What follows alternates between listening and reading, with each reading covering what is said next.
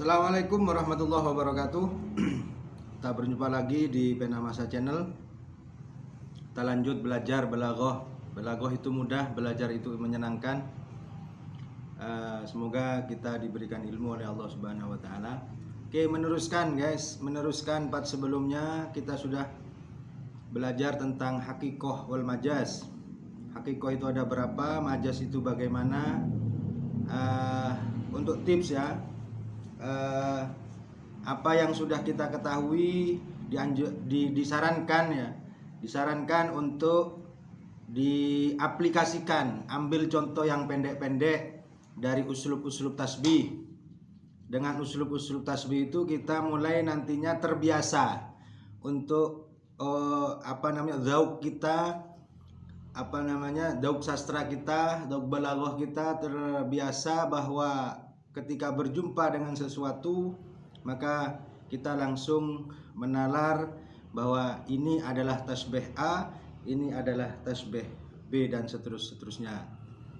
Itu hanya saran saja, supaya kita terbiasa saja. Kalau tidak diaplikasikan dengan contoh-contoh, kita rentan, ilmu yang kita punya, pengetahuan yang kita punya akan terlewat begitu saja. Ketika kita butuh, kita harus membuka lagi. Oke, kita teruskan. Oke, kita akan belajar tentang majaz ya.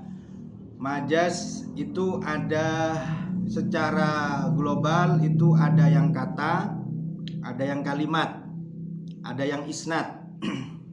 Di majaz itu ada kata, satu kata atau kalimat ya. Yang kedua ada jumlah atau tarkib, jumlah mufidah atau tarokib begitu. Ada yang isnad.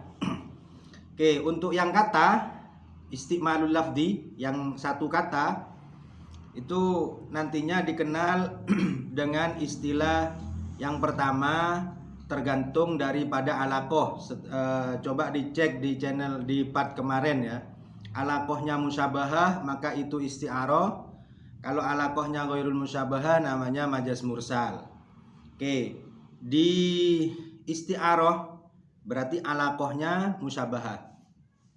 Oke, jadi majaz itu dalam bahasa, secara bahasa artinya berpindah atau ta'addi, melewati begitu ya, dari satu min makanin ila makanin, dari satu tempat ke tempat yang lain.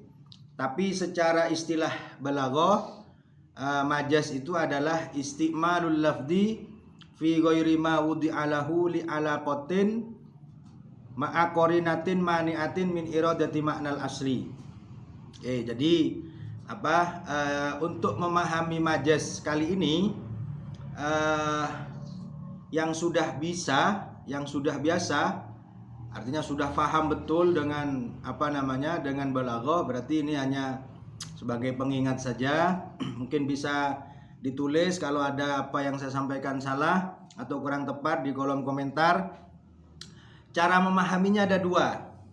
Kemarin sudah saya jelaskan bahwa pembagian tasbih berdasarkan rukun itu yang paling tinggi itu adalah tasbih balil, yaitu tasbih yang hanya menyisakan dua rukun tasbih saja, musyabbah dan musyabbah B.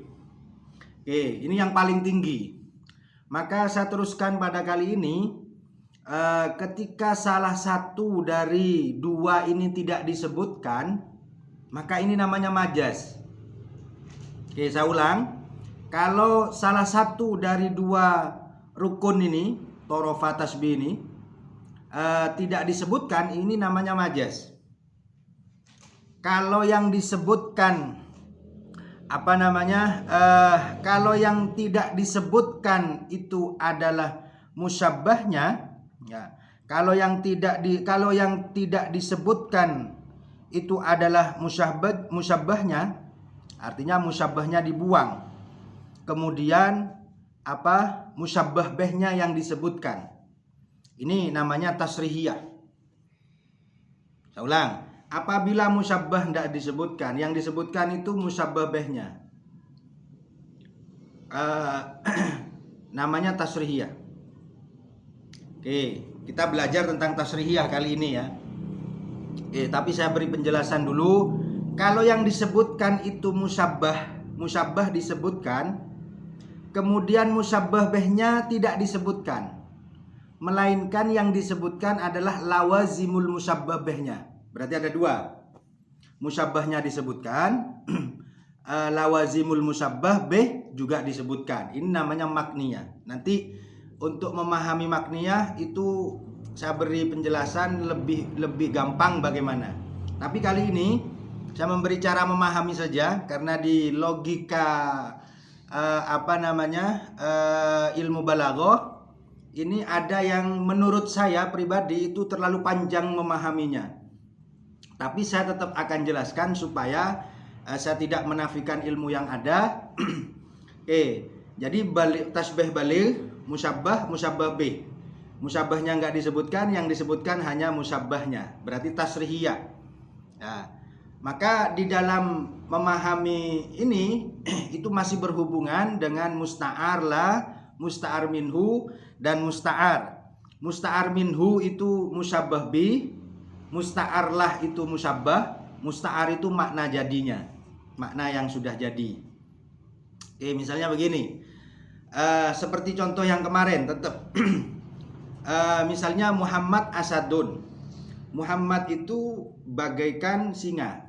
Sekarang jadi majas atau jadi isti'arah tasrihiyah. Muhammadnya dibuang. Ra'aitu asadan. Ya. Ra'aitu asadan itu Muhammad sudah dibuang, maka ra'aitu asadan. Tetapi di sini ada qorinah. Ada qorinah yang malfudhoh. Misalnya saya menyebutkan ra'aitu asadan yakhtubu. Maka qorinahnya berarti malfudhoh, dilafatkan. Maka yakhtubu ini menjadi qorinah supaya asad tidak bermakna sebenarnya, melainkan asad itu bermakna seseorang yang sifatnya sama dengan asad. Kalau misalnya saya hanya menyebutkan ra'aitu asadan, ini bisa jadi makna hakiki tanpa ada qorinah. Bisa jadi makna majazi dengan qorinah, tapi qorinahnya haliyah. Saya ulang, ra'aitu asadan itu bisa bermakna asad, bisa bermakna majazi dengan qorinah yang haliyah. Kenapa? Tetapi ini tetap namanya isti'arah tasrihiyah. Karena musyabbah bihnya saja yang disebutkan, musyabbahnya tidak ada. Jadi saya melihat seseorang yang sifatnya sama dengan harimau, maka saya mengatakan ra'aitu asadan. Orang yang saya ajak bicara pun juga mengetahui arah pembicaraan saya. Ini adalah seseorang yang kuat seperti macan, seperti harimau.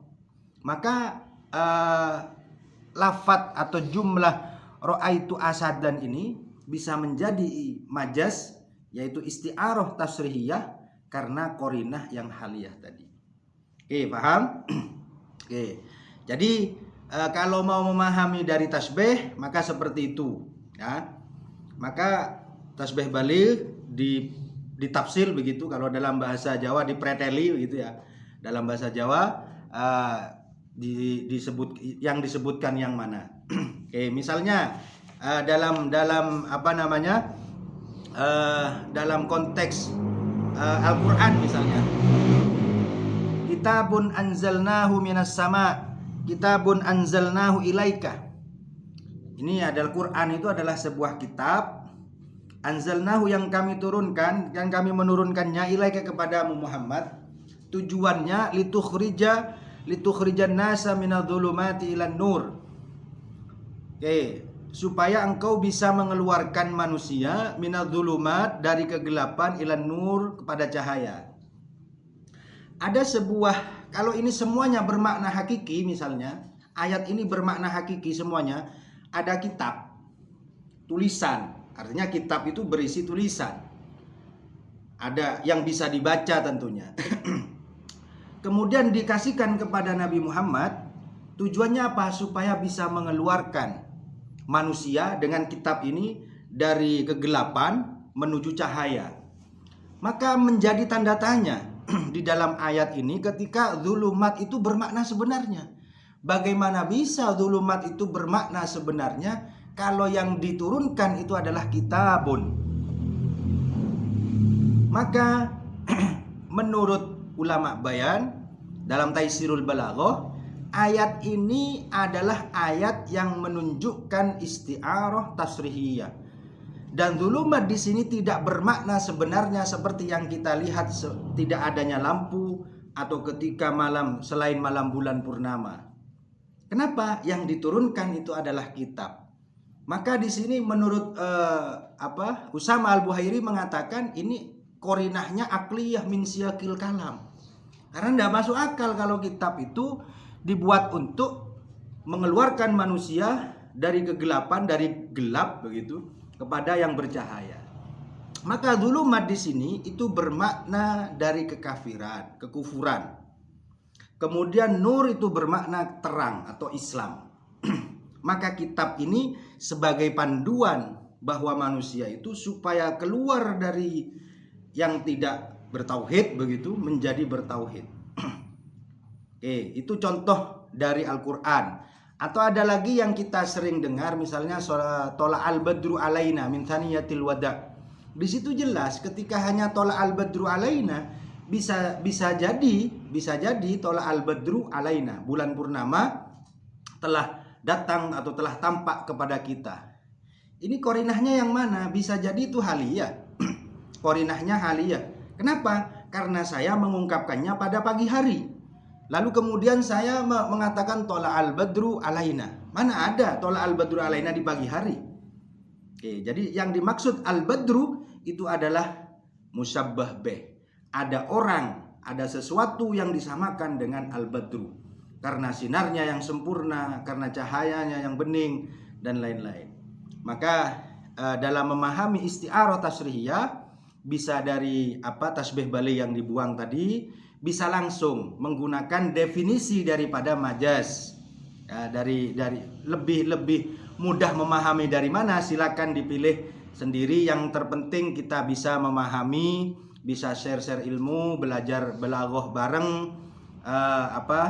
untuk mengingat-ingat pelajaran-pelajaran yang sebelum-sebelumnya. Oke, itu saja ya. Kita sampai kepada isti'arah tasrihiyah. Insyaallah dengan kesempatan dan kekuatan dari Allah, dengan fi masyiatillah, insyaallah akan diteruskan dengan part-part selanjutnya. Oke, sekian, terima kasih. Assalamualaikum warahmatullahi wabarakatuh.